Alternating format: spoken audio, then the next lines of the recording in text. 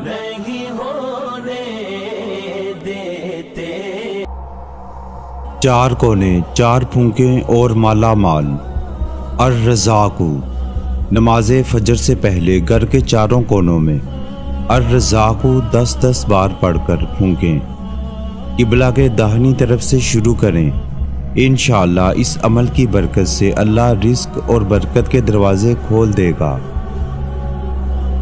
परेशान रहना छोड़िए, अभी कॉल करें, अभी मुराद पाएं। काले जादू के असरात का खात्मा, शोहर को राह रास्त पर लाना हो या सौतन से निजात, किसी के दिल में मोहब्बत पैदा करनी हो, तलाक का मसला फौरी हल, बच्चियों के रिश्तों की बंदिश हालात, कारोबार में रुकावट, काले और सिफली इल्म की काट कुरानी आयात से मायूस अफराद मुझसे राब्ता करें और कीमती वज़ाइफ हासिल करें।